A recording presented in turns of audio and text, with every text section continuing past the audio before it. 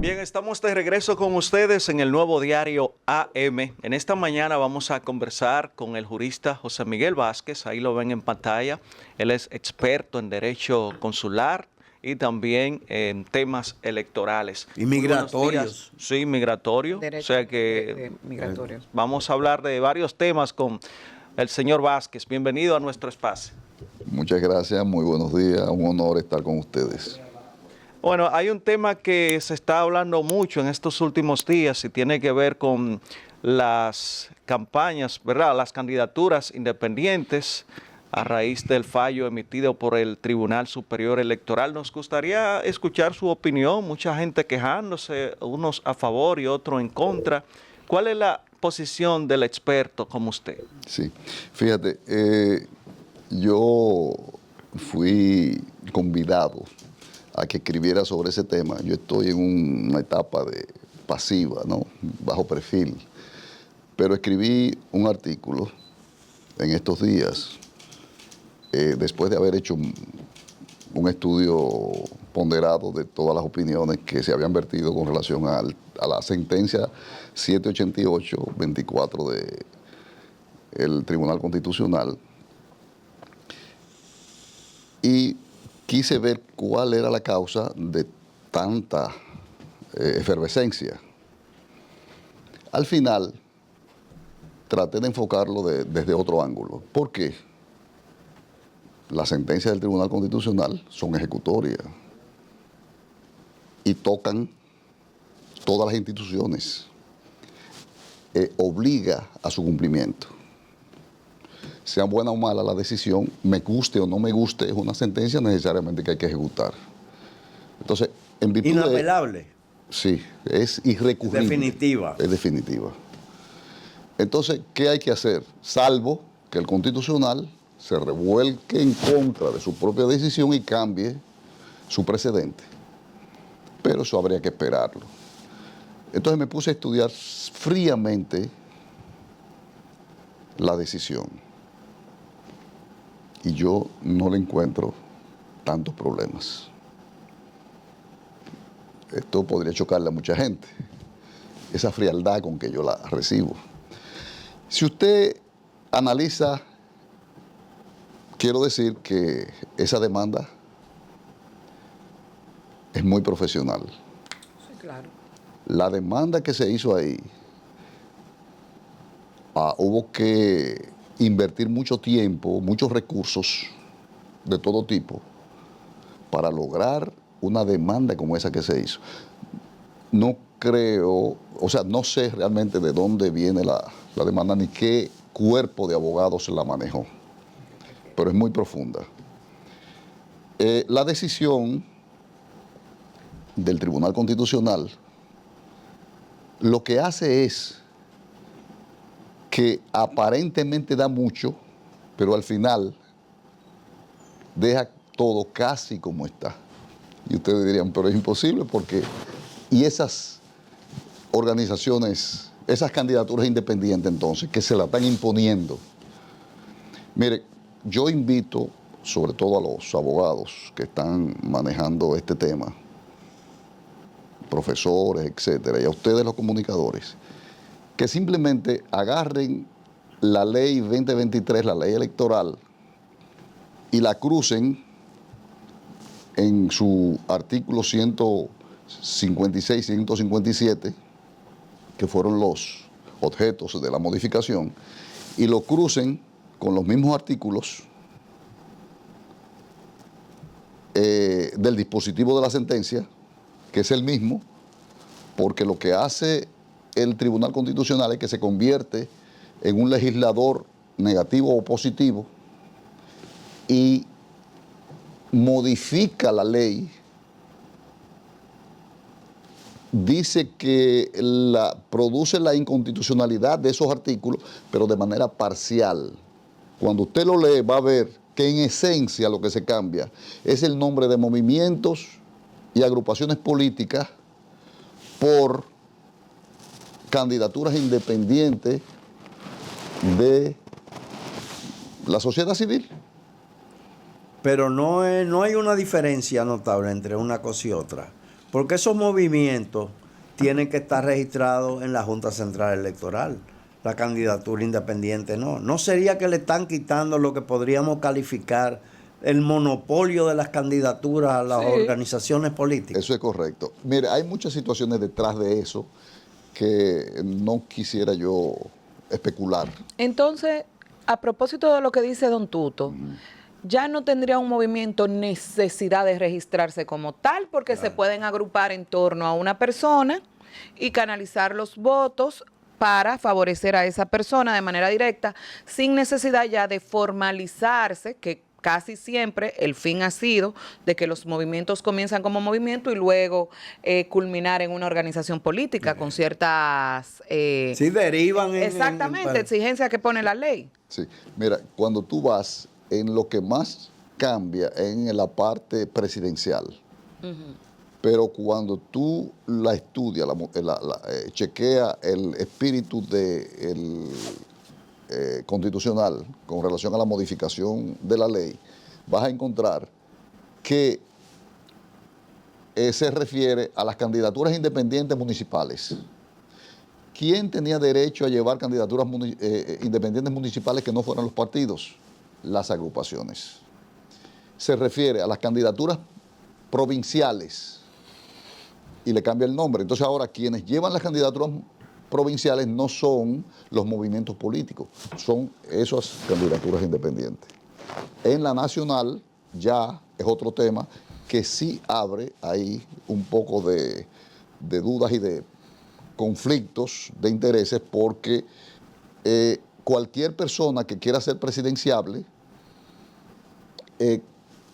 cumpliendo con los requisitos que establece la propia ley, sentencia, la sentencia, que toma como referente los requisitos de la ley 3318 de partidos políticos y de la ley 2023 sobre régimen electoral, más los que ellos establecieron, yo encuentro que hay más requisitos ahora que lo que había antes. Y yo lo establezco... Aunque sea más permisivo en otros aspectos. Exacto. Yo lo establezco en mi artículo, que le sugiero que lo puedan, y se lo puedo hacer llegar, para que vean que hay más requisitos ahora, porque los recoge todos o son los mismos que habían antes. Lo único que cambia son las figuras, que en vez de existir ya movimientos políticos, porque ellos lo sacan en la sentencia, a los movimientos políticos, sacan a las agrupaciones políticas y colocan a las candidaturas independientes, pero siguen habiendo los mismos requisitos, a pesar de que en las motivaciones hablan de la eliminación de requisitos confusos, problemáticos o tediosos. Doctor, ¿y esa ley esa sentencia no contradice a la misma ley en el sentido de que, bueno, tú me estás reconociendo por aquí una candidatura independiente con una serie de requisitos y, como usted bien señala, deja de por lado entonces la figura de las agrupaciones y movimientos que dice la ley? No, la elimina, la modifica. Esa sentencia modifica la ley, por eso es que hablan de que entonces habría que reformar la ley. Trascendió más allá de su ámbito y se convirtió en legislador, a pesar de que cuando usted entonces estudia la ley 137.11, que es la ley que estatuye las funciones del Tribunal Constitucional, entonces usted va a encontrar que ese propio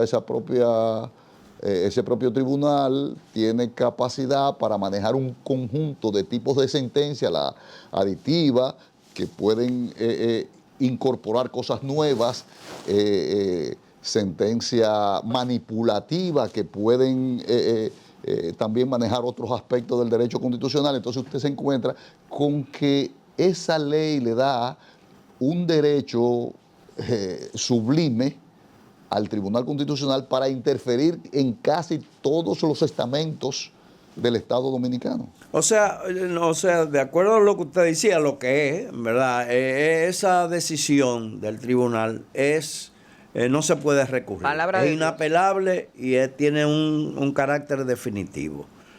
Pero usted, como conocedor de la materia, como experto en la materia, ¿cuáles son las deficiencias que a su juicio de que adolece esa sentencia o que podría adolecer y de cuáles son los beneficios que se derivan de ella para la sociedad en su conjunto. ¿Cuál es su juicio en torno a eso, en particular? Sí.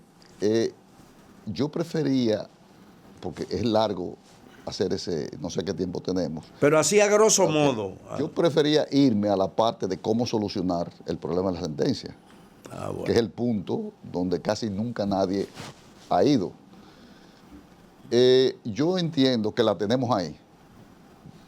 Yo podría decir, hay dos votos disidentes muy buenos que critican la sentencia y dicen todos los puntos débiles y frágiles de la sentencia, donde se excede, que plantean que los propios dos jueces hablan de los excesos que cometieron sus demás compañeros en la decisión. O que a su juicio, ¿verdad? A su juicio, lógicamente, al juicio de ellos dos. Y al juicio casi de todos los que han opinado. No, por eso es que yo quiero ir al suyo. Sí. Entonces, fíjate, aquí hay una situación especial.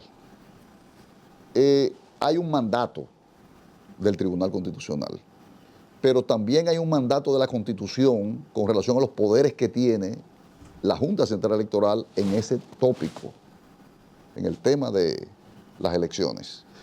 En el artículo 212 de la Constitución se le da poderes reglamentarios a la Junta sobre todos los tópicos constitucionales. Entonces, se ha legislado a través del Tribunal Constitucional en dos puntos de la ley que es de la Junta Central Electoral, que es la 2023. ¿Cuál es el derecho ahora de la Junta? Regular, reglamentar lo que ha dicho el Constitucional, conforme a lo que ha dicho el Constitucional y a lo que dice la ley y a lo que dice la Constitución del propio Tribunal, de la propia Junta Central Electoral. Entonces yo no veo muchas complicaciones. La Junta Central Electoral agarra ahora simplemente ese dispositivo con esos dos artículos que tiene la ese es el marco sentencia, de ellos.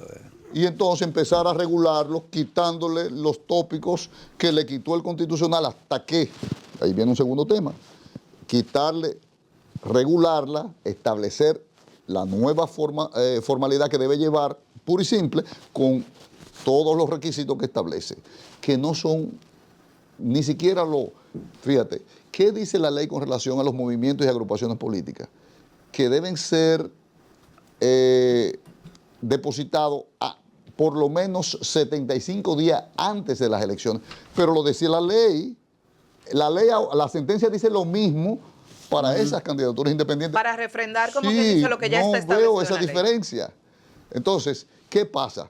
Que con las diferencias que puedan existir o los conflictos que se puedan producir entre los partidos y entre los intereses internos de carácter político, porque incluso la sentencia en uno de los puntos, y yo lo reseño en mi artículo, habla de esas candidaturas independientes políticas, porque que eso no se le puede quitar ese apellido. Tú eres independiente, pero tú te lanzaste al ruedo político. Claro. Entonces ya tú formas parte de ese ensamblaje político. Entonces luego, reitero, como solución, luego, pues yo sé los asuntos del tiempo acá, luego que la Junta resuelva que tiene la potestad de hacerlo constitucionalmente, agarrar y hacer su diseño de reglamentación de ese mandato que da el Constitucional, modificando la ley de la propia Junta Central Electoral, que es la 2023.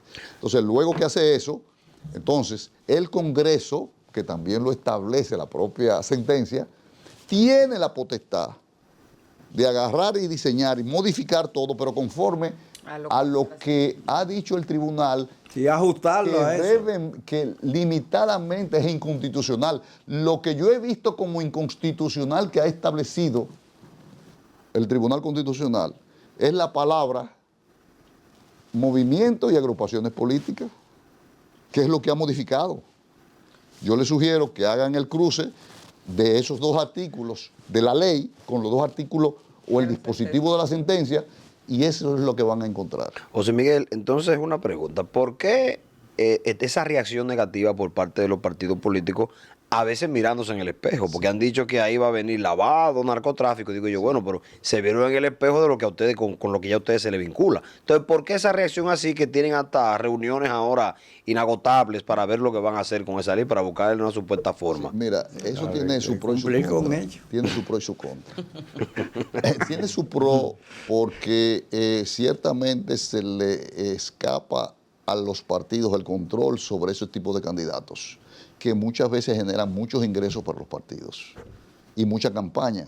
Y le quita un monopolio. Exacto. Pero por otro lado, los partidos, si quieren realmente fundamentarse en la esencia de sus democracias internas y la diafanidad de sus actos, como lo establece el artículo 216 de la Constitución, entonces tienen la oportunidad de empezar a enfocar sus nuevas rutas por una vía más apegada a la diafanidad y a la Constitución, a la democracia interna. Y eso es lo que no quieren. A volver a sus orígenes y a su ideología.